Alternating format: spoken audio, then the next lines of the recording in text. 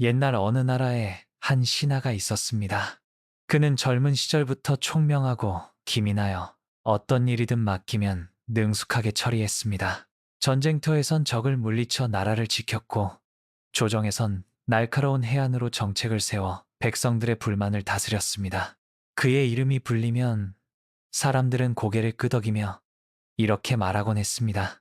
그가 있기에 이 나라는 안심할 수 있네. 왕 역시 그를 누구보다 신임했습니다. 아침 조회에서 왕은 항상 그를 가장 가까이 불렀습니다. 그대의 생각은 어떠한가? 신하가 조리 있게 대답하면 왕은 크게 고개를 끄덕이며 말했습니다. 역시 그대답구나. 나라의 기둥은 바로 그대다. 그 말 한마디에 다른 대신들은 고개를 떨구었습니다. 이제 이 나라에서 왕 다음으로 힘 있는 이는 바로 그 신하라는 사실을 부정할 수 없었기 때문입니다. 연회 자리에서도 그는 늘 중심에 있었습니다. 황금빛 등불이 궁전을 환히 비추고 음악이 울려 퍼지는 밤, 왕은 술잔을 높이 들며 외쳤습니다. 이 나라는 그대 덕분에 서 있다.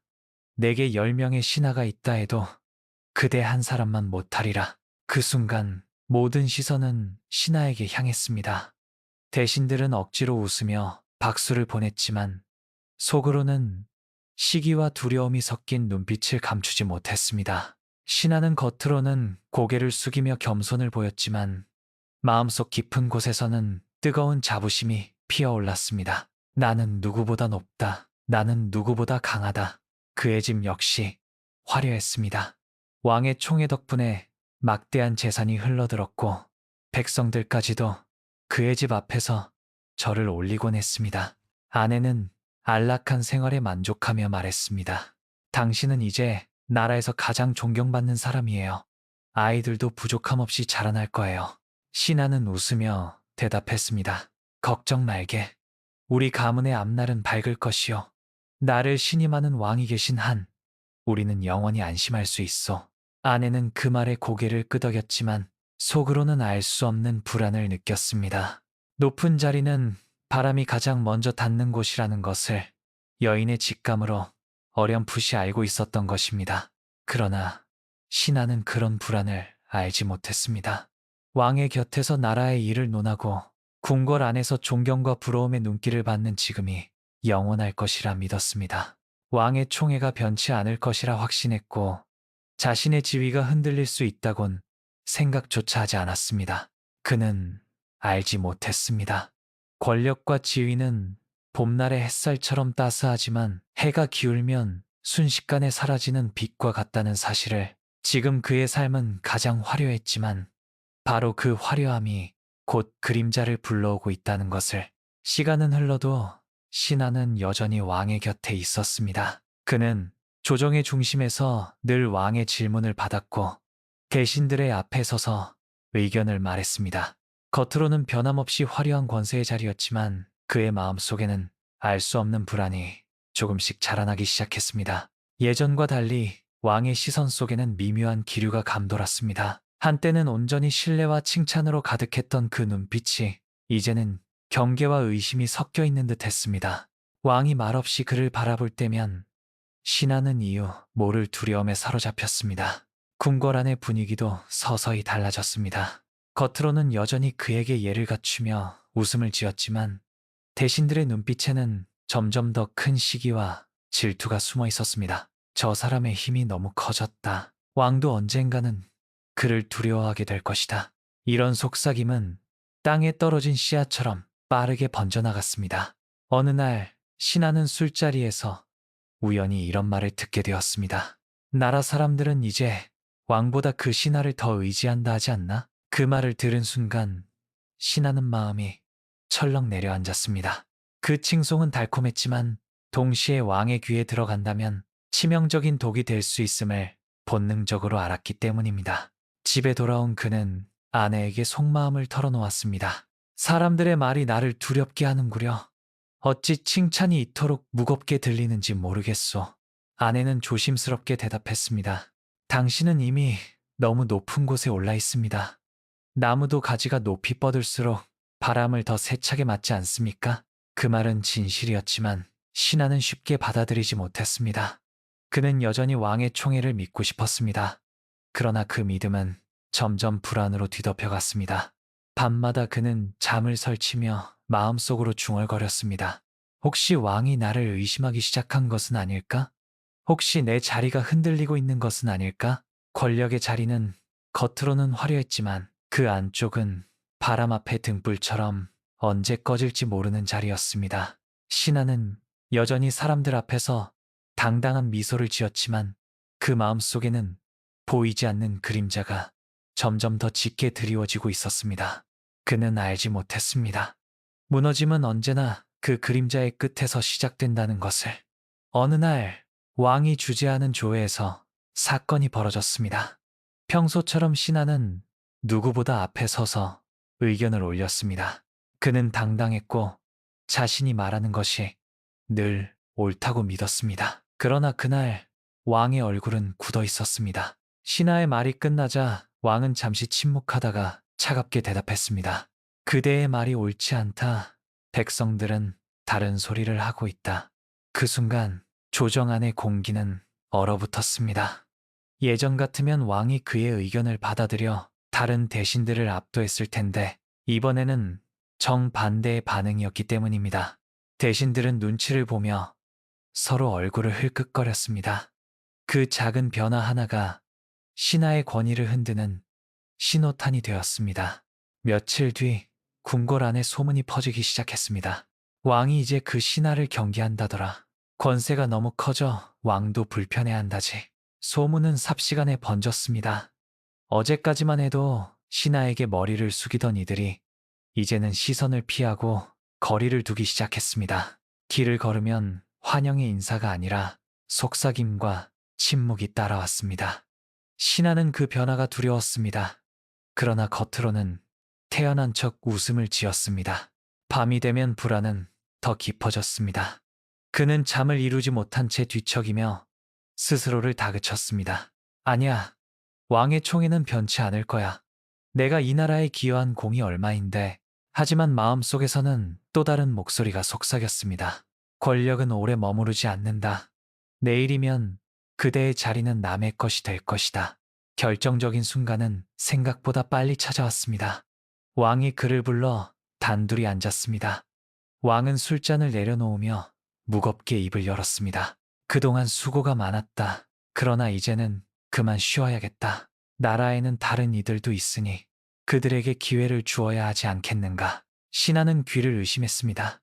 손이 떨리며 말이 나오지 않았습니다. 전하, 저는 늘 충성을 다해왔습니다. 어찌 저를 버리시려 하십니까? 그러나 왕의 눈빛은 더 이상 흔들리지 않았습니다. 충성은 알지만 충성 또한 지나치면 짐이 된다. 그 말은 날카로운 칼처럼 그의 가슴을 베어냈습니다. 그날 이후 신하는 하루아침에 모든 것을 잃었습니다. 궁궐의 문은 더 이상 열리지 않았고 어제까지 그 앞에 머리를 숙이던 자들이 이제는 고개를 돌렸습니다. 집으로 돌아오자 사람들은 수군거리며 그를 바라봤습니다. 끝났군. 권세란 게 다 그런 법이지. 그제야 그는 절망 속에서 깨달았습니다. 왕의 총애도 권력도 사람들의 존경도 모두 한순간의 인연이었구나. 나는 그것을 영원한 것처럼 믿었고 결국 모든 것을 잃고 말았구나. 궁궐에서 쫓겨난 뒤 신하는 한동안 집 앞마당에 멍하니 앉아 있었습니다. 바람은 여전히 불고 하늘은 변함없이 푸르렀지만 세상은 완전히 달라져 있었습니다. 어제까지 그 앞에서 허리를 굽히던 사람들이 오늘은 눈길조차 주지 않았습니다. 그가 지나가면 뒷골목에서 수군거림만이 따라왔습니다. 한때 잘 나가던 사람도 이제 끝이지. 역시 권세는 오래가지 못하는 법이야. 그 말들은 칼처럼 그의 가슴을 찔렀습니다. 신하는 답하지 못한 채 발걸음을 재촉했지만 발은 자꾸 무거워졌습니다. 집에 돌아오자 더 이상 찾아오는 손님이 없었습니다. 권세가 있을 때는 하루에도 수십 명이 문 앞을 드나들며 인사를 올렸지만 이제는 쓸쓸한 정막만이 감돌았습니다. 그제야 그는 깨달았습니다. 사람들의 웃음과 충성도 결국 자신의 권세에 기대 있었던 허상에 불과했다는 것을. 밤이 깊어지자 그는 홀로 거울 앞에 앉았습니다. 예전에는 당당하던 눈빛이 이제는 흐려져 있었습니다. 왕이 던진 마지막 말이 귓가에 울려 퍼졌습니다. 충성도 지나치면 짐이 된다. 그제야 그는 무너져 내린 권세의 본질을 마주했습니다. 권력과 지위는 언제나 인연 따라 생겼다가 사라지는 것이었고, 그것에 집착했던 자신이 결국 가장 큰 괴로움을 자초했다는 것을. 며칠 뒤 그는 오랜 벗을 찾아갔습니다. 권세가 있을 때도 늘 묵묵히 곁에 있었던, 아무런 이익도 바라지 않던 진정한 벗이었습니다. 벗은 신하의 처지를 듣고 조용히 말했습니다. 그대는 너무 높은 산을 올랐네. 산 정상은 화려해 보이지만 바람이 거세고 오래 머물 수 없는 자리라네. 그러나 내려와 보면 알지. 산 아래에도 꽃이 피고 새가 노래하고 강물이 흐른다는 것을. 그것이 진짜 삶이네. 신하는 그 말을 듣고 오래도록 침묵했습니다. 그제야 마음속에 작은 울림이 일었습니다. 권세가 사라진 지금 그는 처음으로 세상의 평범한 소리를 귀 기울여 듣기 시작했습니다. 아이들의 웃음소리, 새벽의 바람, 밥 짓는 냄새. 그것들은 왕의 총애보다도 궁궐의 영광보다도 오래 남는 것이었습니다. 그는 이제 알았습니다.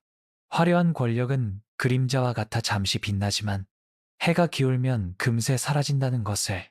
그 허망함을 마주한 순간 그는 비로소 집착에서 조금씩 벗어나기 시작했습니다. 왕의 총애를 잃고 모든 것을 잃은 신하는 마침내 권력의 허망함을 깊이 깨닫게 되었습니다.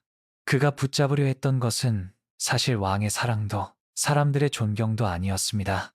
그것은 단지 영원할 건이라는 착각 속에서 움켜쥔 자기 집착이었습니다. 부처님께서는 오래전 이렇게 말씀하셨습니다. 이 세상의 모든 것은 인연 따라 모이고 인연 따라 흩어진다. 그것이 무상이다. 꽃이 피면 언젠가 시들고 해가 뜨면 반드시 지듯이 권력과 지위 또한 마찬가지입니다. 아무리 오래 간직하고 싶어도 결국은 흩어질 운명을 지니고 있습니다. 그런데 사람들은 그것을 마치 영원한 것처럼 믿고 집착하며 더 단단히 붙잡으려 합니다. 그 순간부터 괴로움이 시작됩니다. 신하가 권세의 정점에 있을 때 그는 늘 불안했습니다. 왕의 마음이 변하면 어쩌나, 사람들의 시선이 달라지면 어쩌나. 그는 권력을 붙잡고 있으면서도 늘 놓칠까 두려워했습니다. 그 불안은 결국 현실이 되었고, 몰락의 순간 그의 괴로움은 더욱 커졌습니다. 부처님께서는 집착의 본질을 이렇게 설명하셨습니다. 집착은 불에 던져진 기름과 같아 붙잡을수록 더 타오르고 결국은 태우고 만다. 신하는 왕의 총애와 권세에 기름을 붓고 있었던 셈입니다. 화려한 불꽃은 크게 타올랐지만 결국 모든 것을 태우고 재만 남겼습니다. 그러나 무상의 진리를 바로 보게 되면 마음은 자유로워집니다. 권세가 올 때는 그것을 인연으로 받아들이고 권세가 떠날 때는 그것 또한 인연이 흩어진 것이라 담담히 바라볼 수 있습니다. 그 자리에 집착하지 않을 때 마음은 더 이상 흔들리지 않습니다. 부처님은 또 이렇게 말씀하셨습니다. 자리를 지니는 것은 허망하다. 그 자리를 잘 내려놓는 것이 지혜이다. 신하가 권력을 잃고 나서야 깨달은 것도 바로 이것이었습니다. 화려한 자리보다 더 귀한 것은 자리에 매이지 않는 평온한 마음이라는 사실입니다. 옛날 신하가 왕의 총애를 믿고 모든 것을 걸었다가 하루아침에 몰락했듯 오늘날 우리의 삶에도 같은 모습이 숨어 있습니다. 단지 지금의 왕은 한 사람의 군주가 아니라 직장의 자리와 사회적 지위, 사람들의 평가와 명성일 뿐입니다. 회사에서 우리는 끊임없이 경쟁합니다. 더 높은 자리에 오르기 위해, 승진의 기회를 잡기 위해, 더 큰 성과를 내기 위해 자신을 몰아붙입니다. 그 자리를 얻으면 행복해질 것 같지만 막상 오르고 나면 곧 불안이 시작됩니다. 혹시 누군가 내 자리를 빼앗으면 어쩌지? 나보다 더 뛰어난 사람이 나타나면 상인이 황금 항아리를 붙잡고도 만족하지 못했던 것처럼 우리는 직함과 자리라는 항아리를 붙잡고 늘 불안해합니다. 사회적 지위와 명성도 다르지 않습니다. 한때는 사람들이 박수치며 이름을 부르지만 시간이 지나면 그 관심은 다른 곳으로 향합니다. 어제의 주인공이 오늘은 잊힌 이름이 되는 것, 그것이 세상의 이치입니다. 명예와 권력은 구름과 같아 잠시 모였다가 바람 불면 흩어져 버립니다. 부처님께서는 이렇게 말씀하셨습니다. 지위와 재물은 물거품과 같아 잠시 빛나도 이내 사라지나니 그것에 집착하는 자는 고통에서 벗어나지 못하리라. 여러분도 혹시 경험해 보셨을 겁니다. 승진했을 때의 뿌듯함, 사람들에게 인정받았을 때의 자부심. 그러나 그 기쁨은 오래가지 않습니다. 더 큰 욕심이 뒤따르고 더 큰 불안이 그 자리를 차지합니다. 그 불안은 결국 마음을 무겁게 짓누릅니다. 진정한 행복은 높은 자리를 오래 붙드는 데 있지 않습니다. 그 자리에 있을 때는 맡겨진 역할을 다하고 내려올 때는 담담히 내려놓을 줄 아는 것. 그것이 지혜입니다. 권력과 지위는 영광의 상징이 아니라 인연 따라 맡겨진 잠시의 역할일 뿐이기 때문입니다. 우리는 언젠가 은퇴하고 자리에서 내려오며 누군가에게 잊히는 과정을 겪습니다. 그렇다면 지금 우리가 준비해야 할 것은 어떻게 오래 버틸까가 아니라 어떻게 아름답게 내려놓을까입니다. 그 준비가 되어 있는 사람만이 권력의 무상함 속에서도 평온을 잃지 않을 수 있습니다. 왕의 총애를 받던 신하가 하루아침에 버려지고 권력과 지위를 잃으면서 비로소 깨달은 것은 한 가지였습니다. 높은 자리도 결국은 잠시 머무는 인연일 뿐 영원한 것은 없다는 사실이었습니다. 그리고 집착을 내려놓을 때에만 진짜 자유가 찾아온다는 깨달음이었습니다. 여러분, 우리의 삶도 이와 다르지 않습니다. 지금 가진 자리, 직함, 사람들의 인정은 언젠가 흩어질 것입니다. 그런데도 우리는 그것을 붙잡으려 애쓰며 스스로 괴로움을 키우지 않습니까? 혹시 여러분도 이런 질문을 스스로에게 던져보면 좋겠습니다. 나는 무엇을 붙잡으려 하고 있는가? 그것이 사라진다면 나는 여전히 평온할 수 있을까? 부처님은 말씀하셨습니다. 권세와 이름은 바람 앞의 티끌과 같으니 그것에 집착하는 자는 괴로움에서 벗어나지 못한다. 내려놓을 줄 아는 자가 평온을 얻는다. 오늘 우리에게 필요한 것은 더 높은 자리가 아니라 그 자리에 집착하지 않는 지혜입니다. 인정받는 순간에 교만하지 않고 내려오는 순간에도 절망하지 않는 마음. 그것이 삶을 평온하게 하는 힘입니다. 이제 오늘 하루 작은 다짐을 해보면 어떨까요?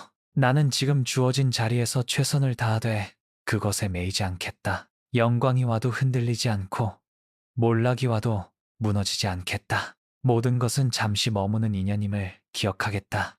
이 다짐 하나가 여러분의 삶을 가볍게 하고 권력과 지위의 무상함 속에서도 흔들림 없는 평온을 가져다 줄 것입니다.